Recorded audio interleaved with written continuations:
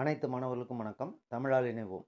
நம்ம இன்னைக்கு சேஃப்டி அப்படின்ற சப்ஜெக்டில் இருக்கக்கூடிய 25 கொஸ்டினை பார்க்க போகிறோம். இந்த 25 கொஸ்டின் வந்து fitter, turner, machinist, welder, 1 year ட்ரேடாக இருந்தாலும் சரி, 2 இயர் ட்ரேடாக இருந்தாலும் சரி, சேஃப்டியில் காமனான கொஸ்டின் தான். இந்த 25 கொஸ்டின் தெரிஞ்சினாலும் சேஃப்டியில் இருக்கிற கொஸ்டினை வந்து நம்ம ஈஸியாக அட்டன் பண்ணிடலாம். First question, how the calliper are classified அப்படின்னு கொடுத்துருக்காங்க. காலிப்பர் எதை பொறுத்து வகைப்படுத்தப்படுகிறது? இதுக்கு வந்து 4 ஆன்சர் கொடுத்துருக்காங்க. அதில் கரெக்டான ஆன்சர்னு பார்த்தோம்னா டி. ஆன்சர் டி தான் ஆன்சரு. ஜாயிண்ட் அண்டு லெக்ஸு அப்படின்னு கொடுத்துருக்காங்க. How the callipers R classified அப்படின்னு கொடுத்துருக்காங்க. காலிப்பரோட அளவு, அதாவது அதோட சைஸ் எதை வச்சு கொடுக்குறாங்க, குறியீடு செய்கிறாங்கன்னு கேட்டிருக்காங்க. அதனால தான் அவங்க ஜாயிண்டு அண்டு லெக்குன்னு கொடுத்துருக்காங்க. ஜாயிண்ட் பாயிண்ட்லேருந்து லெக்கு வரைக்கும் உள்ள நீளத்தை தான் அவங்க என்ன சொல்கிறாங்கன்னா காலிப்பரோட அளவுன்னு சொல்கிறாங்க. அதுதான் இந்த கேள்வி கேட்கப்பட்டிருக்கு. அதனால் அதை விடையாக கொடுத்துருக்காங்க. ரெண்டாவது question, what is the name of the accessory அப்படின்னு கொடுத்துருக்காங்க. ஒரு அக்சசரிஸ், ஒரு உபகரணத்தை படத்தில் கொடுத்துட்டாங்க. இது காட்டப்பட்ட படத்தில் அந்த உபகரணத்தோட பெயர் என்ன அப்படின்றதான் அவங்க கேட்கக்கூடிய கேள்வி. இதில் ஆன்சர் என்னென்னா ஸ்லாட்டடு டைப்பு ஆங்கிள் பிளேட்டு. இதை நீங்கள் பார்த்தாலே தெரியும். ஏன் ஸ்லாட்டடு டைப்பு ஆங்கிள் பிளேட்டுன்னு சொல்கிறாங்கன்னா, ஒரு ஆங்கிள் பிளேட்டுன்றது இப்போ எல் வடிவத்தில் இருக்குல்ல, இந்த எல் வடிவத்தில் ஒரு மெட்டலை வந்து கிளாம்ப் போட்டு பிடிச்சிருக்காங்க. அப்போ கிளாம்ப் போட்டு போல்ட் நட்டை வச்சு நம்ம பிடிக்கணும்னா அதில் ஸ்லாட் வெட்டி இருந்தால் தான் அது வழியாக நம்ம போல்ட் நட்டை பயன்படுத்தி ஜாப்பை பிடிக்க முடியும். ஓகேவா? அப்படித்தான் இவங்க என்ன செஞ்சுருக்காங்கன்னா, ஒரு ஜாபை எல் ஆங்கிள் பிளேட்டில் அந்த ஸ்லாட் வழியாக போல்ட் நட்டை வச்சு 2 கிளாம்பை வச்சு டைட் பண்ணி பிடிச்சிருக்காங்க. அதனால தான் இதுக்கு ஆன்சர் என்னவாக இருக்குது அப்படின்னு கேட்டிங்கன்னா ஸ்லாட்டட் டைப்பு ஆங்கிள் பிளேட்டு அப்படின்னு. அதுக்கடுத்து மூணாவது question, what is the name of the part marked எக்ஸ்ன்னு கொடுத்துருக்காங்க. ஒரு படத்தை வந்து கொடுத்துருக்காங்க. இந்த படத்தில் இருக்கிற பொருளோட பேர் என்னன்னு கேட்டிங்கன்னா யூனிவர்சல் சர்ஃபேஸ் கேஜ். ஆக்சுவலாக இதோட பேர் என்னென்னா யூனிவர்சல் சர்ஃபேஸ் கேஜ். இதில் எல்லா பார்ட்ஸ்லேயும் என்ன செய்வாங்கன்னா எக்ஸ் மார்க் பண்ணி ஏதாவது ஒரு கேள்வி கேட்பாங்க. இப்போ இதில் எக்ஸ் மார்க் எந்த பார்ட்டை பண்ணியிருக்காங்க அப்படின்னா சி கைடு பின் அப்படின்ற பார்ட்டை தான் வந்து அவங்க என்ன செஞ்சுருக்காங்கன்னா மார்க் பண்ணி காட்டியிருக்காங்க. ஆன்சரு கைடு பின். இது எதுக்கு யூஸ் ஆகுதுன்னா ட்ரா த பேரலல் லைன். ஒரு சர்ஃபேஸ் பிளேட்டில் வச்சு பேரலல் லைன் வரையணும் ஒரு ஜாப்பில் மார்க்கிங் பண்ணும்போது அப்படின்னு நினச்சிங்கன்னா அந்த கைடு பின்னு யூஸ் ஆகும். ஓகேவா? அதோட யூஸையும் தெரிஞ்சுக்கோங்க. அந்த பார்ட்டு பேர் கைடு பின்னு. இது பேரலல் லைன் வரைகிறதுக்கு, இணை கோடுகள் வரைகிறதுக்கு இந்த பர்டிகுலர் கைடு பின்னை வந்து சர்ஃபேஸ் கேஜில் கொடுத்துருக்காங்க. ஆக்சுவலாக இது வெறும் சர்ஃபேஸ் கேஜ் கிடையாது, யூனிவர்சல் டைப்பு சர்ஃபேஸ் கேஜ் இப்போ நம்ம படத்தில் பார்த்துக்கிட்டு இருக்கிறது. அதுக்கடுத்து 4, what will be happen if the datum surface is not perfectly flat அப்படின்னு கொடுத்துருக்காங்க. ஒரு ஆதார முகப்பு சரியான முறையில் தட்டையாக இல்லை எனில் என்ன நிகழும் அப்படின்றதான் கேள்வி. ஒரு ஃப்ளாட் சர்ஃபேஸ், இப்போ உதாரணத்துக்கு இந்த ஆதார பரப்பு எல்லாமே எங்கே இருக்கும் அப்படின்னா சர்ஃபேஸ் பிளேட்டில் இருக்கும். சர்ஃபேஸ் பிளேட்டில் ஆதார முகப்புன்றது அந்த சர்ஃபேஸ் பிளேட்டோட மேல் பகுதியை தான் அவங்க சொல்கிறாங்க. அது பள்ளமேடாக இருந்தால் என்ன நடக்கும் அப்படின்றத தான் அவங்க கேள்வியாக கேட்டிருக்காங்க. ஆன்சர் என்னன்னு பார்த்தோம்னா பி, மார்க்கிங் இஸ் இன்அக்யூரேட் அப்படின்னு கொடுத்துருக்காங்க. மார்க்கிங் பண்ணும்போது அது மேலே வச்சு தான் சர்ஃபேஸ் பிளேட்டு மேலே வச்சு தான் நம்ம என்ன செய்வோம், ஹைட் கேஜ் எல்லாம் வச்சு ஜாப்பில் கோடெல்லாம் போடுவோம். கிடைமட்ட கோடாக இருந்தாலும் சரி, வெர்டிக்கல் செங்குத்து கோடாக இருந்தாலும் போடுவோம். அப்படி ஹைட் கேஜை வச்சு சர்ஃபேஸ் பிளேட்டு மேலே வச்சு கோடு போடும்போது சர்ஃபேஸ் பிளேட்டு பள்ளமேடாக இருந்தால் அதில் சரியான அக்யூரேசி கிடைக்காது மார்க்கிங் பண்ணும்போது அப்படின்றதான் ஆன்சரு. 5வது question, what will be happen if run a grinder without truing அப்படின்னு கொடுத்துருக்காங்க. இப்போ ட்ரூயிங் பண்ணாமல் ஒரு கிரைண்டிங் வீலை இயக்குறோம் அப்படின்னா, ஒரு கிரைண்டிங் மிஷினை இயக்குறோம்னா என்ன நடக்கும் அப்படின்னு கேட்குறாங்க கேள்வி. ஆன்சர் வந்து ஏ, எக்ஸசிவ் வைப்ரேஷன், அதிக அதிர்வு ஏற்படும் அப்படின்னு சொல்கிறாங்க. இதில் ஃபஸ்ட்டு இது என்ன, வீல் கிரைண்டிங்னா என்னன்னு தெரியணும். வீல் கிரைண்டிங்னா வேறு ஒன்றும் கிடையாது. இப்போ பெடஸ்டல் கிரைண்டிங் மிஷின் இருக்குது. நீங்கள் நிறையா வேஸ்ட் மெட்டல்லாம் அதில் போய் கரைச்சி தேய்ச்சி எடுப்பீங்க. அப்படி தேய்ச்சி எடுக்கும்போது வேஸ்ட் மெட்டல் பூரா என்ன செய்யிருக்கும்னா கிரைண்டிங் வீலோட முகப்பு பாகத்தில் சின்ன சின்ன பார்ட்டிகல்ஸாக போய் ஒட்டி இருக்கும். அப்படி ஒட்டி இருக்கும் பொழுது நம்ம அந்த வீலை வந்து இந்த டைமண்ட் ட்ரெஸ்ஸர் மூலமாக ட்ரெஸ் பண்ணாமல் என்ன செய்யலாம், அல்லது ட்ரூ பண்ணாமல் அந்த மறுபடியும் திரும்ப அதில் போய் கிரைண்டிங் பண்ணிக்கிட்டே இருந்தோம்னா ஏற்கனவே கண்ணுக்கு தெரியாத மெட்டல் அதில் ஒட்டி இருக்கிறதுனால அந்த லோடு தாங்காமல் அந்த கிரைண்டிங் வீல் வந்து வைப்ரேட் ஆகும். சரியா? இந்த மாதிரி குறைபாடு ஏற்படும் ட்ரூயிங் பண்ணாமல் நம்ம என்ன செஞ்சோம்னா கிரைண்டிங் பண்ணோம்னா. அதுதான் இவங்க கேள்வியாக கேட்டிருக்காங்க. அப்படி டூயிங் பண்ணாமல் போனால் என்ன நடக்கும்? அதிக அதிர்வு ஏற்படும். திரும்ப திரும்ப ரெஃப்ரெஷ் பண்ணாமல், ரீஸ்டார்ட் பண்ணாமல், அல்லது ட்ரெஸ்ஸிங் ஆப்ரேஷன் கம்ப்ளீட் பண்ணாமல் நம்ம கிரைண்டிங் ப்ராசஸை தொடர்ந்து பண்ணிக்கிட்டே இருந்தோம்னா இந்த மாதிரி அதிக அதிர்வு ஏற்படும் அப்படின்னு சொல்கிறாங்க. 6வது question, what is the name of the hacksaw blade element mark எக்ஸ்ன்னு கொடுத்துருக்காங்க. ஒரு ஆக்ஸா பிளேடோட டயக்ராமை கொடுத்துட்டாங்க. அது ஒரு பல்லோட முனைக்கும் இன்னொரு பல்லோட முனைக்கும் இடைப்பட்ட இடைவெளியை எக்ஸ்ன்னு மார்க் பண்ணியிருக்காங்க. இந்த இடைவெளி எதை அடையாளம் காட்டுகிறதுன்றதான் கேள்வி. கரெக்ட் ஆன்சர் வந்து B, pitch of the teeth. ஒரு பல்லுக்கும் இன்னொரு பல்லுக்கும் இடையில மார்க் பண்ணி எக்ஸ் மார்க் பண்ணி கேட்டிருந்தாங்கன்னா அதை பிச் ஆஃப் த பிளேடுன்னு நீ சொல்லணும். ஒரு பல்லுக்கும் இன்னொரு பல்லுக்கும் இடைப்பட்ட இடைவெளியை நம்ம டெக்னிக்கலாக என்ன சொல்கிறோம் அப்படின்னா பிச்சுன்னு சொல்கிறோம். அதுதான் அவங்க ஆன்சராக கொடுத்துருக்காங்க. அதுக்கப்புறம் பாருங்க, how do you protect already finished work surface from damage while using in the vise அப்படின்னு கொடுத்துருக்காங்க. ஒரு ஏற்கனவே ஃபினிஷிங் செய்யப்பட்ட ஒரு பனிப்பொருளை வயசில் பிடிக்கிற அப்போ அந்த சர்ஃபேஸ் டேமேஜ் ஆகாமல் இருக்கணும், சேதமடையாமல் இருக்கணும்னா என்ன மாதிரியான பாதுகாப்பு நடவடிக்கை எடுப்புன்னு கேட்டிருக்காங்க. இதில் ஆன்சர் என்னென்னா பை யூஸிங் சாஃப்ட் ஜாஸ் அப்படின்றதான் ஆன்சரு.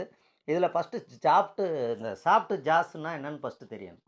நம்ம வந்து ஒரு பொருளை வந்து நல்லா ஃபினிஷிங் பண்ணிட்டோம், ஃபைலிங் பண்ணிட்டோம், ஃபிட்டர் செக்ஷன் எடுத்துக்கோங்க, இல்லை மிஷினிஸ்ட்டாக எடுத்துக்கோங்க, இல்லைன்னா டர்னரில் எடுத்துக்கோங்க. அவங்க மிஷினில் ஒரு ஜாப்பை செஞ்சுட்டாங்க மெட்டலில், அது வலுவலுன்னு அதோட சர்ஃபேஸ் எல்லாம் ஃபினிஷிங் ஸ்டேஜ் முடிஞ்சிருச்சு, அக்யூரிசியாக நம்ம எடுத்துட்டோம். இருந்தாலும் அதில் ஒரு சின்ன ஃபைலிங் ப்ராசஸ் பண்ணணும், இல்லை ட்ரில்லிங் ப்ராசஸ் பண்ணணும், இல்லை வேறு ஏதாவது ஆப்ரேஷனாக அதில் மறந்துட்டோம். அது திரும்ப அந்த பணி முடிந்த பனிப்பொருளை வேலை செஞ்சு முடித்த ஜாபை வந்து திரும்பவும் செட் பண்ணி நம்ம வேலை பார்க்கணும் அப்படின்னா வயசுலே அது பார்த்தா போதுமானதாக இருந்துச்சுன்னா அதுக்கு சாஃப்ட் ஜாஸ்ன்னு ஒன்று இருக்குது. அது வந்து என்ன செஞ்சுருப்பாங்கன்னா இந்த ஏற்கனவே ஃபினிஷிங் செய்யப்பட்ட பனிப்பொருள் டேமேஜாக பிடிக்கிறதுக்கு மென்மையான தகடுகளில் உருவாக்கி வச்சுருப்பாங்க. அதை சப்போர்ட் பண்ணி நம்ம பிடிச்சிக்கிட்டு அதுக்கப்புறம் அதில் வேலையை செஞ்சோம்னா அந்த ஏற்கனவே செஞ்ச சர்ஃபேஸ் ஃபினிஷிங் கெட்டு போகாது அப்படின்ற பாதுகாப்பை என்ன கொடுக்குது நம்மளுக்கு அப்படின்னா இந்த சாஃப்ட் ஜாஸ் கொடுக்குது. அதனால் சாஃப்ட் ஜாஸோட வேலை ஏற்கனவே முடிஞ்ச ஜாபை ஃபினிஷிங் ஜாபை மறுபடியும் வேலை பார்க்கணும் அதோட சர்ஃபேஸ் ஸ்ட்ரக்சர் பாதுகாப்போட அப்படின்னா நம்ம சாஃப்ட் ஜாஸை வயசை பொறுத்தளவுக்கு பயன்படுத்தணுன்றதான் இந்த கேள்வி. அதுக்கு பாருங்கள் 8வது question, what is the name of the part marked எக்ஸ்ன்னு கொடுத்துருக்காங்க. ஒரு பெஞ்ச் வயசை கொடுத்துட்டாங்க. வயசு நிறையா இருக்குது. பெஞ்ச் வயசு, மெஷின் வயசு, டூல் மேக்கர் வயசு, ஆங்குலர், சைன் வயசு, இப்படி சொல்லிக்கிட்டே போகலாம். ஒரு 10 டைப் வயசை சொல்லலாம். ஆனால் இவங்க கொடுத்துருக்கிறது ஃபிட்டர் செக்ஷனில் பயன்படுத்தக்கூடிய பெஞ்ச் வயசை கொடுத்துருக்காங்க. அதில் ஒரு பார்ட்டை எக்ஸ் மார்க் பண்ணி காட்டியிருக்காங்க. அது என்னன்னு கேட்குறாங்க. அது என்ன அப்படின்னு பார்த்தோம்னா ஆன்சர் என்ன கொடுத்துருக்காங்க பாருங்கள், ஃபிக்ஸடு ஜா. எப்பயுமே இந்த டேபிளில் பயன்படுத்தக்கூடிய பெஞ்ச் வயசில் 2 ஜா இருக்கும். அதாவது தமிழில் சொன்னோம்னா 2 தாடை, ஒன்று முன்னாடி நகரும், ஒன்று டேபிள்லேயே நிலையாக பொருத்தி வச்சுருப்பாங்க. அந்த நிலையாக இருக்குது பாருங்கள், ஃபிக்ஸட் டைப்பில் இருக்கிறத ஃபிக்ஸட் ஜான்னு சொல்கிறோம், நகர்றத மூவபிள் ஜான்னு சொல்கிறோம். இவங்க ஃபிக்ஸடை மார்க் பண்ணி காட்டியிருக்கிறதுனால நம்ம ஃபிக்ஸடு ஜான்னு சொல்கிறோம். அதுக்கப்புறம் பாருங்கள், what is the angle between 2 machined surface on angle plate அப்படின்னு கொடுத்துருக்காங்க. ஒரு ஆங்கிள் பிளேட்டோட மெஷினிங் செய்யப்பட்ட 2 பரப்புகளுக்கு இடைப்பட்ட கோணம் என்னன்னு கேட்குறாங்க. எல் ஷேப்பில் இருக்கும். ஆங்கிள்னாலே ஒரு ஹரிஜாண்டல் சர்ஃபேஸ் இருக்கும், ஒரு வெர்டிக்கல் சர்ஃபேஸ் இருக்கும். செங்கோண முக்கோணம் மாதிரி. செங்கோண முக்கோணத்தில் அந்த எல் பகுதி எத்தனை டிகிரி இருக்கும்? 90 டிகிரி இருக்கும். அதே கான்செப்ட் தான். எல் ஆங்கிள்னாலே ஆன்சரு 90 டிகிரி. 10வது question, what is the name of the marking tool? படத்தில் காட்டப்பட்டுள்ள மார்க்கிங் டூலோட பேர் என்னன்னு கேட்டிருக்காங்க. இதுக்கு முன்னாடி நம்ம இதில் பார்த்தோம், ஒரு யூனிவர்சல் சர்ஃபேஸ் கேஜ்னு சொல்கிறேன். அதிலே வந்து இவங்க பாருங்கள், இப்போ காட்டியிருக்கிற சர்ஃபேஸ் கேஜோட பேர் என்னென்னா அவங்க கொடுத்துருக்காங்க, ஒரு ஃபிக்ஸட் டைப்பு சர்ஃபேஸ் கேஜ். ஏன் இதை ஃபிக்ஸட் டைப்பு சர்ஃபேஸ் கேஜ்னு சொல்கிறாங்கன்னா, இதில் ஒரு ஸ்பிண்டில் செங்குத்தாக ராடு மாதிரி நின்றுருக்குறா, அது கீழே ஒரு பேஸில் போய் ஒரு செவ்வகமான ஒரு மெட்டலில் சொருகி வச்சுருக்காங்களா, அந்த ஸ்பிண்டில் வந்து நிலையாக ஃபிக்ஸடாக அதில் வெல்டிங் பண்ணி வச்சுருக்காங்க. அதனால தான் இதுக்கு ஃபிக்ஸட் டைப்புன்னு பேர். அதனால் அந்த ஆன்சர் சொல்கிறோம். What type of chisel used for squaring material of the corner and ஜாயின்ட்ஸ்னு கொடுத்துருக்காங்க. ஒரு ஜாபை ஃபினிஷிங் பண்ணிட்டீங்க, அந்த ஜாபோட கார்னர் மூளை இடுக்குகளில் இருக்கிற பிசுறுகள் அப்புறம் நம்ம நீக்கணும் அப்படின்னா என்ன மாதிரியான சிசில்னா வெட்டுரும்புகளை பயன்படுத்துவீங்கன்னு கேட்குறாங்க. டைப் ஆஃப் வெட்டுரும்பு உனக்கு ஏற்கனவே தெரியும். சிசில் டைப்பு ஒரு 5-6 இருக்குது. அந்த மாதிரி 5-6 டைப்பு சிசிலில் வந்து நீங்கள் பர்டிகுலராக கார்னரில் இருக்கக்கூடிய பிசுறுகளை நீக்கணும்னா என்ன மாதிரியான சிசிலை யூஸ் பண்ணுவீங்க அப்படின்னு கேட்டிருக்காங்க. ஆன்சர் வந்து டி, டைமண்ட் பாயிண்ட் சிசில். எப்பயுமே கார்னர் பிசிறுகளை நீக்கிறதுக்கு பயன்படக்கூடிய சிசில் என்னன்னு கேட்டால், கண்ணை மூடிக்கிட்டு நீங்கள் என்ன சொல்லணும் அப்படின்னா, இந்த டைமண்டு பாயிண்ட் சிசிலை தான் சூஸ் பண்ணணும்.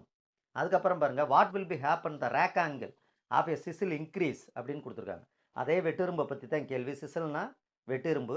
சிசிலில் இருக்கக்கூடிய இந்த ரேக் ஆங்கிள் அதை வந்து இன்க்ரீஸ் அதிகப்படுத்தினா என்ன நடக்குன்னு அவங்க கேட்குறாங்க. ரேக் ஆங்கிளை கூட்ட கூட்ட என்ன நடக்கும்? அந்த கோணம் அதிகரிக்க அதிகரிக்க எப்பயுமே சிசில்னா 2 பக்கம் கிரைண்டிங் பண்ணி சரிவாக ஒரு குறிப்பிட்ட கோணத்தில் அதோட கட்டிங் எட்ஜை கூர்மைப்படுத்தி வச்சுருப்போம். 2 பக்கம் ஒரு குறிப்பிட்ட கோணத்தில் சரிவாக கிரைண்டிங் பண்ணியிருப்போம். அதுதான் ஆங்கிள். சரியா? இந்த மாதிரி அந்த ரேக் ஆங்கிள் கொடுக்குற அந்த சிசிலில் இருக்கக்கூடிய நாமன் கிளேச்சரில் ரேக் ஆங்கிள்ன்ற பார்ட்டில் கோணத்தை அதிகரிச்சோம்னா என்ன நடக்கும் அப்படின்றத அவங்க கேட்டிருக்காங்க. ஆன்சர் சிசில் வில் ஸ்லிப்புன்னு கொடுத்துருக்காங்க. சிசில் என்ன ஆகும்? கோணத்தை நீ அதிகரிச்சுக்கிட்டே போனேன்னா வெட்டும் பொழுது சரியாக வெட்டு விழுகாமல் ஸ்லிப்பாகிக்கிட்டே இருக்கும். இந்த குறைபாடு ஏற்படும் சொல்கிறாங்க. சிசிலோட கோண அளவை கூட்டணும்னா வலிக்கிக்கிட்டே போகும். மெட்டலை வெட்டி எடுக்கவே முடியாது, அதில் வேலை செய்ய முடியாதுன்றதான் கான்செப்ட். அதுக்கப்புறம் 13வது question, what could be the remedy of the cutting deviated from the line of marking அப்படின்னு கொடுத்துருக்காங்க. ஒரு மார்க்கிங் பண்ணி ஒரு நேராக வெர்னியர் ஹைட் கேஜில் கோடை போட்டு ஒரு ஆக்ஸாயிங் பண்ணுறேன், மெட்டலை கட் பண்ணுறேன். அப்போ மெட்டல் கட்டிங் ப்ராசஸ் எப்படி நடக்குதுன்னா, இந்த படத்தில் காட்ட மாதிரி ஒரு குறிப்பிட்ட கோட்டிலேருந்து கொஞ்சம் ஒரு குறிப்பிட்ட கோணத்தில் சாய்வாக கிராஸாக போய்கிட்டே இருக்குது. இது எல்லாருமே ஃபிட்டர் டர்னர் மெஷினிஸ்ட்டில் ஜாபை கட்டிங் பண்ணும்போது இந்த குறைபாடு எல்லாத்துக்குமே வந்திருக்கும். சரியா? இதுக்கு என்ன காரணம்? சரியா? இது சரி பண்ணணும்னா நீ என்ன செய்யணுன்றதான் கேள்வி. இப்படி ஒரு கட்டிங் போடுறோம் ஆக்ஸா ஃப்ரேமை வச்சு, நேராக போகணும் அந்த கட்டிங்கு. ஆனால் இப்படி கிராஸாக போய்கிட்டு இருக்கு. நம்ம ஒரு பக்கம் கட்டிங் பண்ணோம்னா அது ஒரு பக்கம் போய்கிட்டு இருக்கு. இப்படி போனால் அதை சரி பண்ணுறதுக்கு என்ன ரெமெடின்னு கேட்டிருக்காங்க. ஆன்சர் பாருங்கள், D. Start cut from the opposite side of the same line. இப்படி ஒரு தவறான கட்டிங்க்கு மையத்தை நோக்கி விலகி போச்சுன்னா டக்குன்னு அந்த கட்டிங்கை நம்ம நிப்பாட்டிட்டு இந்த ஜாப்பை டக்குன்னு என்ன செய்யணும்? தலைகளாக திருப்பி வயசில் பிடிச்சி ஆப்போசிட் சைட்லேருந்து கட் பண்ணோம்னா அங்கிட்டு பாதி நேராக இருக்கும், இங்கிட்டு பாதி நேராக இருக்கும். அந்த கட் பண்ண அந்த மெட்டல் வந்து நம்மளுக்கு நேரான பீஸாக கிடச்சிரும், சின்ன குறைபாடோட கிடச்சிரும். ஜாபை ரிஜெக்ட் பண்ண தேவையில்லை அப்படின்றதான் இந்த பாடத்தோட முக்கியமான கேள்வி. அடுத்து பாருங்கள் 14, what is the name of the accessory. ஒரு உபகரணத்தை கொடுத்துட்டாங்க. அக்சஸரிஸ்னால் நம்ம மார்க்கிங்க்கு பயன்படுத்தக்கூடியதாக இருக்கலாம், மிஷினுக்கு பயன்படுத்தக்கூடியதாக இருக்கலாம், அல்லது செய்முறை பயிற்சி கூடத்தில், அதாவது ப்ராக்டிக்கல் ஷாப்பில் ஏதாவது ஒரு பொருள் உதவி செய்கிறதுக்கு நம்மளுக்கு மெக்கானிக்கல் ட்ரேடை பொறுத்தளவு யூஸ் ஆச்சுன்னா அதைத்தான் நம்ம உபகரணம்னு சொல்கிறோம் தமிழில். இங்கிலீஷில் அக்சஸரிஸு அப்படின்னு சொல்கிறோம். உதவி செய்யக்கூடிய கருவிகள் அப்புறம் அக்சஸரிஸ்ன்னு சொல்கிறோம். இதில் இவங்க கொடுத்த படத்துக்கு பேர் என்னன்னு கேட்டிருக்காங்க. ரொம்ப சிம்பிள், அதை உங்களுக்கு பார்த்தாலே தெரியும். ஒரு ஆங்கிள் பிளேட்டு, எள்ளு மாதிரி இருந்தாலே அது ஆங்கிள் பிளேட்டு தான். இதை பார்த்தாலே ஆங்கிள் பிளேட்டுன்னு சொல்லணும். அதுக்கப்புறம் பாருங்கள் 15வது question, what is the name of the part marked எக்ஸ்ன்னு கொடுத்துருக்காங்க. ஒரு படத்தை கொடுத்துட்டாங்க, அதில் ஒரு எக்ஸ் மார்க்கிங் பண்ணியிருக்காங்க. அதில் அந்த பார்ட்டில் எக்ஸுன்ற குறிப்பிடப்பட்ட பகுதி எதுன்னு கேட்டிருக்காங்க. ஆக்சுவலாக ஆன்சர் ஏ, பாடி. பார்த்தீங்கன்னா கீழே கட்டிங் எட்ஜ், இது ஒரு சிசிலு. நம்ம படத்தில் பார்த்துக்கிட்டு இருக்கிறது ஒரு வெட்டிரும்பு படம். இது எப்பயுமே தலைப்பாகம் ஒன்று இருக்கும், உடல் பாகம் ஒன்று இருக்கும், கட்டிங் எட்ஜ் ஒன்று இருக்கும். இதில் நடுவில் உடற்பகுதியில் எக்ஸ் மார்க் காட்டியிருக்கிறதுனால இதுக்கு ஆன்சர் வந்து உடற்பகுதி அப்படின்றத, பாடி அப்படின்றத தேர்ந்தெடுக்கணும். அதுக்கப்புறம் 16வது question, what is the type of the steel rule அப்படின்னு கொடுத்துருக்காங்க.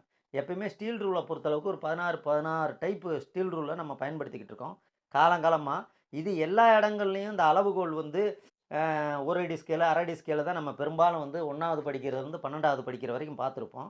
ஆனால் மெக்கானிக்கல் ட்ரேடை பொறுத்தளவுக்கு இன்ஜினியரிங் ட்ரேடில் அல்லது சின்ன சின்ன தொழிற்சாலைகளில் மாஸ் ப்ரொடக்ஷன் பண்ணக்கூடிய ஒரே மாதிரியான பொருள் உற்பத்தி பண்ணக்கூடிய தொழிற்சாலைகளில் இந்த மாதிரி தேவைக்கேற்ற மாதிரி ஸ்டீல் ரூல்லாம் பயன்படுத்துவாங்க. அந்த மாதிரி இடங்களில் தான் நம்ம இந்த 16 டைப்பான ஸ்டீல் ரூலவே பார்க்க முடியும். நம்ம எல்லா இடத்துலையும் பார்க்க முடியாது. சரியா? அதில் இவங்க ஒரு ஸ்டீல் ரூல் வகையை படத்தில் கொடுத்துட்டாங்க. இந்த ஸ்டீல் ரூலை பார்த்தா எப்படி இருக்குது? பிட்டு பிட்டாக சின்ன சின்னதாக இருக்குது. இங்கிலீஷில் அதை பிட்டு பிட்டாக சின்ன சின்னதாக இருந்தால் ஷார்ட் ரூல்னு சொல்லுவோம். அதுதான் இங்கே ஆன்சர். பார்த்தாலே தெரியுதா? சின்ன சின்னதாக பிட்டு பிட்டாக இருக்கா? அதனால் இது ஷார்ட் ரூல். 17வது question, what material used for making scriber அப்படின்னு கொடுத்துருக்காங்க. ஃபஸ்ட்டு ஸ்க்ரைபர் என்ன உலோகத்தால் தயாரிக்கப்படுகிறதுன்னு அவங்க கேட்டிருக்காங்க. ஸ்க்ரைபர்னால் என்னன்னு தெரியணும். ஒரு மெட்டல் மேலே நான் கோடு போட போகிறேன் அப்படின்னா ஒன்று ஹைட் கேஜில் இருக்கக்கூடிய ஸ்க்ரைபிங் பிளாக்கை வச்சு போடணும். அப்படி இல்லைன்னா மெட்டல் மேலே கோடு போடுறதுக்கே யூஸ் ஆகக்கூடிய ஒரு கம்பிக்கு பேர் தான் ஸ்க்ரைபரு. சரியா? இது ஹை கார்பன் ஸ்டீலில் செஞ்சுருப்பாங்க. அந்த ஸ்க்ரைபரோட மெட்டீரியலை தான் அவங்க கேட்டிருக்காங்க. ஒரு தகடு மேலே நான் கோடு போகிறேன் அப்படின்னா நம்ம என்ன செய்வோம்? உடஞ்ச ஆக்ஸா பிளேடை வச்சு என்ன செய்வோம், கோடு போடுவோம். அந்த உடஞ்ச ஆக்ஸா பிளேடு ஆக்சுவலாக என்ன மெட்டீரியல், ஹை கார்பன் ஸ்டீல். இந்த மாதிரி ஒரு தகடுல எம்எஸ் சாதாரண உலோகத்து மேலே இன்னொரு உலோகத்தை வச்சு கோடு போடணும்னா சாதாரண உலோகத்தை காட்டிலும் கோடு போடுறதுக்கு பயன்படுத்தக்கூடிய உலோகம் கடினமானதாக இருக்கணும். அதுக்கு தான் நம்ம ஹை கார்பன் ஸ்டீலில் இருக்கக்கூடிய அந்த ஸ்க்ரைபர் கம்பியை பயன்படுத்துகிறோம். அதுக்குன்னே மார்க்கிங்க்கு கோடு போடுறதுக்கு மெட்டல் மேலே யூஸ் பண்ணக்கூடிய கம்பிக்கு பேர் ஸ்க்ரைபரு. அந்த கம்பி வந்து பாருங்கள் அவங்க கொடுத்துருக்காங்க சி ஆன்சர் ஹை கார்பன் ஸ்டீலில் செஞ்சுருப்பாங்க. ஓகேவா? அடுத்து 18 what is the first aid of the third degree burns அப்படின்னு கொடுத்துருக்காங்க. இப்போ தீ விபத்து ஏற்படுது, அது 3வது வகை தீ விபத்தாக கருதப்படுகிறது. தீ விபத்தை நிறையா வகைப்படுத்திருக்காங்க, 1 2 3 4ன்னு. அப்போ இதில் 3ஆம் வகை தீ காயத்தை ஏற்படுச்சுன்னா முதலுதவி நீங்கள் என்ன செய்வீங்கன்னு அவங்க கேட்டிருக்காங்க. இதுக்கு answer D cover with a damp cloth, ஈரமான துணியை கொண்டு மூடணும் அப்படின்னு சொல்கிறாங்க. அப்போ 3ஆம் வகை தீயினால நீ ஈரமான துணி தான் உங்களுக்கு ஞாபகம் வரணும். ஓகேவா? ஃபயர் ஆக்சிடெண்ட்டில். அதுக்கப்புறம் 19வது question what is the class of the due wood and paper cloth அப்படின்னு கொடுத்துருங்க. Fire due wood paper cloth அப்படின்னு கொடுத்துருக்காங்க. இப்போ காகிதம் மற்றும் துணி ஆகியவற்றால் ஏற்படும் தீயை வந்து என்ன வகையாக வந்து பிரிக்கிறாங்க? ஏற்கனவே தீ விபத்து ஏற்படுற பொருளை பொறுத்து நிறையா வகை பிரிக்கிறோம். கிளாஸ் ஏபிசிடின்னெல்லாம் பிரிக்கிறோம். அதில் இவங்க என்ன சொல்கிறாங்கன்னா மரம், பேப்பரு, கிளாத்து இந்த மாதிரி தீ வகைகளை பூரா நீங்கள் என்ன வகைக்கில் கொண்டு வருவீங்க அப்படின்னு உங்ககிட்ட கேள்வி கேட்குறாங்க. ஆன்சர் ஏ கிளாஸ் ஏ வகையை சேர்ந்த தீ விபத்துகளாக கருதப்படுவது தான் வுட்டு, பேப்பரு, கிளாத்தெல்லாம். அதனால் ஏவை சூஸ் பண்ணுறோம். அதுக்கப்புறம் பாருங்கள் 20வது question what is the purpose of bastard ஃபைலுன்னு கொடுத்துருக்காங்க. இப்போ ஃபிட்டர் டர்னர் மெஷினிஸ்டெல்லாம் ஃபஸ்ட்டு 6 மாதத்துக்கு ஃபிட்டிங் ஜாப் தான் கொடுப்பாங்க. அதில் பல்வேறு வகையான ஃபைல்களை பயன்படுத்துவாங்க. தேய்ச்சி எடுக்கிறதுக்கு, மெட்டலை தேய்ச்சி எடுக்கிறதுக்கு பயன்படக்கூடிய அந்த அறம், அதைத்தான் ஃபைல்னு இங்கிலீஷில் சொல்கிறோம். இதில் what is the purpose of a bastard ஃபைலுன்னு கொடுத்துருக்காங்க. பேஸ்டர்டு ஃபைலோட யூஸ் என்ன, தேவை என்னன்னு கேட்டிருக்காங்க. அது எதுக்கு பயன்படுது, அதை பயன்படுத்துவது நோக்கம் என்ன, இப்படி எப்படி வேணாலும் கேட்கலாம். இது பாருங்கள் ஹெவி ரிடக்ஷன் ஆஃப் மெட்டீரியல். அதிகமான மெட்டலை, ரஃப் மெட்டலை தேய்ச்சி எடுக்கணும் அப்படின்னா நீங்கள் கண்டிப்பாக பேஸ்டர்டு ஃபைலில் தான் யூஸ் பண்ணணும். ஓகேவா? ரஃப் மெட்டல் அதிகமாக இருக்குது, உடனே அந்த மெட்டலை நான் தேய்ச்சி ரிமூவ் பண்ணணும் அப்படின்னா பேஸ்டர்டு ஃபைலில் நம்ம யூஸ் பண்ணலாம். 21வது question what is the grade of file used for rapid and larger quantity of material removed அப்படின்னு கொடுத்துருக்காங்க. ஒரு ஃபைலிங் ப்ராசஸில் வேகமாக மெட்டலை நீக்கி எடுக்கணும், அதிவேகத்தில் அந்த மெட்டலை கரைச்சி எடுக்கணும், நம்மளுக்கு டைம் கம்மியாக இருக்குது. அந்த மாதிரி சுச்சுவேஷனில் நீங்கள் என்ன மாதிரியான ஃபைலை யூஸ் பண்ணுவீங்கன்னு அவங்க கேட்குறாங்க. Answer rough file. அதுக்குன்னே ரஃப் ஃபைல் இருக்குது. அதில் தேய்க்க ஆரம்பிச்சோம்னா 10 செகண்டில் ஒரு 5 mm ஆழத்துக்கு கூட என்ன செய்யலாம் அப்படின்னா ரஃப் மெட்டலை ஈஸியாக தேய்ச்சி எடுத்துடலாம். அதனால் வேகமாக அதிகமான மெட்டலை உடனே தேய்ச்சி எடுக்கணும் அப்படின்ற சுச்சுவேஷனில் நீங்கள் எதை பயன்படுத்தலாம் அப்படின்னா ரஃப் ஃபைலை பயன்படுத்தலாம். அதுக்கடுத்து 22வது question what is the name of the grinder அப்படின்னு கொடுத்துருக்காங்க. ஒரு கிரைண்டிங் மிஷினோட படத்தை கொடுத்துட்டாங்க. இது என்ன வகை கிரைண்டிங் மிஷின் அப்படின்னு உங்ககிட்ட கேட்குறாங்க. Answer pedestal grinder. ஏன்னா பெடஸ்டல் ஃபேன் அளவுக்கு இந்த கிரைண்டிங் மிஷின் உயரமாக இருக்கும். வீட்டிலலாம் பெடஸ்டல் ஃபேன் என்னது, வீட்டில் நடு வீட்டில் ஒரு 2 அடி உயரத்துக்கு, அது வாட்டுக்கு 2.5 அடி உயரத்துக்கு என்ன செய்யும் ஒரு ஃபேனு, பெடஸ்டல் ஃபேன் பைப்பில் ஸ்டாண்டு மாதிரி நின்றுருக்கும்ல, அந்த ஃபேனை உயரத்துக்கே இது இருக்கும். அதனால தான் இதுக்கு பெடஸ்டல் ஃபேன்னே பேர். இடுப்பளவு உயரத்துக்கு இருக்கும். அதனால் அவங்க படத்தில் காட்டியிருக்கிற கிரைண்டிங் மிஷினு என்ன வகையை சார்ந்ததுன்னு உங்ககிட்ட கேட்டால் பெடஸ்டல் ஃபேன் உயரம் இருக்கிறதுனால இதை பெடஸ்டல் கிரைண்டர்னு சொல்லணும். What is the use of a 30 degree brick punch அப்படின்னு கொடுத்துருக்காங்க. பஞ்சில் சென்டர் பஞ்சு, பிரிக் பஞ்சு, டாட் பஞ்சுன்னு வகைகள் இருக்குது. இவங்க பிரிக் பஞ்சில் 30 டிகிரி உள்ளது எதுக்கு பயன்படுத்துவீங்கன்னு கேட்குறாங்க. ஆன்சர் என்னவா இருக்குதுன்னு பார்த்தீங்கன்னா D answer marking light punch marks for divider point அப்படின்னு கொடுத்துருக்காங்க. இப்போ ஒரு மெட்டல் மேலே ஒரு வட்டம் போடணும் அப்படின்னா, சாதாரண வட்டம் போடணும் அப்படின்னா காம்பஸ் போய் அந்த லெக் பாயிண்ட் போய் அதில் நிற்கணும். அதோட கால் பகுதி காம்பஸோட ஒரு பாயிண்ட் போய் அந்த மெட்டலில் நிற்கணும். மெட்டலில் சாதாரணமாக பஞ்ச் அடிக்காமல் நம்ம வச்சு வட்டம் போடணும்னு நினச்சோம்னா சிலிப்பாகிக்கிட்டே இருக்கும். அப்போ அந்த டிவைடர் பாயிண்ட்டு அந்த மெட்டல் மேலே உட்காரணும் அப்படின்னா கண்டிப்பாக இந்த பிரிக் பஞ்சை வச்சு நம்ம என்ன செய்யணும்னா ஒரு சின்ன பஞ்ச் அடிச்சுட்டு மையப்புள்ளியை ஏற்படுத்திட்டு அந்த பள்ளத்தில் இந்த டிவைடரை வச்சு வட்டம் போட்டோம்னா என்ன ஆகும் அப்படின்னா வட்டம் கிளியராக கிடைக்கும். அதனால் டிவைடர் பாயிண்ட்டு, காம்பஸ் பாயிண்ட்டு, அதோட லெக்கோட முனைகள் சரியாக பிளேட்டு மேலே உட்காரணும் அப்படின்னா கண்டிப்பாக பிரிக் பஞ்சை பயன்படுத்தி நம்ம என்ன செய்யணும் அப்படின்னா பஞ்ச் அடிச்சுட்டு தான் வட்டமே போட முடியும். அதனால் அந்த மாதிரி யூஸுக்கு இந்த பிரிக் பஞ்ச் பயன்படுதுன்னு தெரிஞ்சுக்கோங்க. 30 டிகிரி கோண அளவு இருக்கும் பிரிக் பஞ்சோட கோண அளவு 30 டிகிரி. அதுக்கப்புறம் 24வது question, what is the purpose of a V groove provide on the base of universal surface gauge அப்படின்னு கொடுத்துருக்காங்க. ஒரு யுனிவர்சல் சர்ஃபேஸ் கேஜில் வி குரு ஏன் கொடுத்துருக்காங்க அப்படின்னு கேட்குறாங்க. இது எங்கே இருக்குது அப்படின்னு பார்த்தீங்கன்னா, நம்ம பாருங்கள், ஃபஸ்ட்டு அதை காட்டுறேன். யுனிவர்சல் சர்ஃபேஸ் கேஜ் ஏற்கனவே நம்ம பார்த்துட்டோம். இங்கே பாருங்கள், இதுதான் யுனிவர்சல் சர்ஃபேஸ் கேஜ். இதில் பாருங்கள், அந்த பேஸ் கிடைமட்ட பகுதி கீழே வந்து வி ஷேப் இருக்கா, அந்த எக்ஸ் மார்க் கீழே ஃப்ளாட் சர்ஃபேஸ் இருக்குல்ல, அதில் பாருங்கள் வி ஷேப் கொடுத்துருப்பாங்க. இது எதுக்கு கொடுத்துருக்காங்கன்றதை இந்த 24வது கொஸ்டின் அவங்க கேட்டிருக்காங்க. 24வது கொஸ்டின் பாருங்கள், அதான் கேட்டிருக்காங்க. யுனிவர்சல் சர்ஃபேஸ் கேஜ் இப்போ நம்ம படத்தில் காட்டினது தான். அதில் வி சர்ஃபேஸ் ஏன் கொடுத்துருக்காங்கன்னு இது பாருங்கள். யூஸ்டு ஆன சிலிண்ட்ரிக்கல் டேட்டாம் சர்ஃபேஸு, உருளை வடிவ ஆதார பரப்பில் பயன்படுத்த. அந்த வி சர்ஃபேஸை கொண்டு போய் சிலிண்ட்ரிக்கல் சர்ஃபேஸ் ஜாப் மேலே வச்சோம்னா என்ன செய்யலாம்னா முன்னாடி பின்னாடி நகர்த்தலாம். அப்படி சிலிண்ட்ரிக்கல் சர்ஃபேஸ் மேலே வச்சு பயன்படுத்துறதுக்கு தான் அந்த வி ஷேப்பை நம்மளுக்கு கொடுத்துருக்காங்க. அதுதான் ஆன்சரு. அதுக்கப்புறம் பாருங்கள் 25, what is the feature checked by the try square. இப்போ வந்து ட்ரை ஸ்கொயர் மூலமாக சோதிக்கிறோம் அப்படின்னா அதன் மூலமாக என்ன அளவுகளை நம்ம தெரிஞ்சுக்கிறோம்? ஃப்ளாட் சர்ஃபேஸா, ஹரிஜாண்டல் சர்ஃபேஸா, அல்லது வெர்டிக்கல் சர்ஃபேஸா? இப்படி டேட்டாம் சர்ஃபேஸ் நிறையா இருக்குது. செங்குத்து கோடுன்னு சொல்லுவோம், படுக்கை வச கோடுன்னு சொல்லுவோம், சாய்வான கோடுன்னு சொல்லுவோம். ஆனால் அந்த ட்ரை ஸ்கொயரை வச்சு நீங்கள் சாய்வான கோடை செக் பண்ணுறீங்களா, செங்குத்து கோடை செக் பண்ணுறீங்களான்றதான் கேள்வியாக கேட்கப்பட்டிருக்கு. Correct answer C, squareness. எப்பயுமே ட்ரை ஸ்கொயர்னால் ஒவ்வொரு சதுர பொருள் இருக்குன்னா அதோட கார்னர் புறம் 90 டிகிரிக்கு இருக்கான்றதை பர்ஃபெக்டாக நம்ம செக் பண்ணோம்னா எதை சூஸ் பண்ணலாம் அப்படின்னா இந்த ட்ரை ஸ்கொயரை யூஸ் பண்ணலாம். இந்த கொஸ்டின் இப்போ நம்ம பார்த்த 25 கொஸ்டினில் கண்டிப்பாக ஒரு 10-15 கொஸ்டின் ஐடிஐ எக்ஸாமாக இருக்கட்டும், டெக்னிக்கல் எக்ஸாமில் கண்டிப்பாக கேட்பாங்க. இது வந்து தெரிஞ்சுன்னா நீ ஈஸியாக வந்து சேஃப்டியில் இருக்கக்கூடிய பகுதி கேள்வி உனக்கு தெரிஞ்ச மாதிரி தான் ஈஸியாக வந்து ஆன்சர் பண்ணிடலாம் எக்ஸாமுக்கு. வர ஜூன் ஜூலையில் நம்மளுக்கு ஆல் இண்டியா ட்ரேட் டெஸ்ட் வருது. அதுக்கு இந்த சேஃப்டி கொஸ்டின் முக்கியம். இதை வந்து நான் சொன்னதை நீங்கள் ரெஃபர் பண்ணாலே போதும், பாஸ் ஆயிடலாம். ஓகே, சேஃப்டியில் இந்த கொஸ்டின் முக்கியமாக தெரிஞ்சிருக்கணும். இன்னும் வருங்காலங்களில் சேஃப்டியில் இன்னும் விட்டு போன கொஸ்டினெல்லாம் நம்ம பார்க்கலாம். இது பிடிச்சிருந்தா எல்லாத்துக்கும் ஷேர் பண்ணி, எல்லா மாணவர்களுக்கும் இதை ஷேர் பண்ணி படிக்க வைங்க. எக்ஸாமுக்கு யூஸ்ஃபுல்லாக இருக்கும். பார்த்த அனைவருக்கும் நன்றி.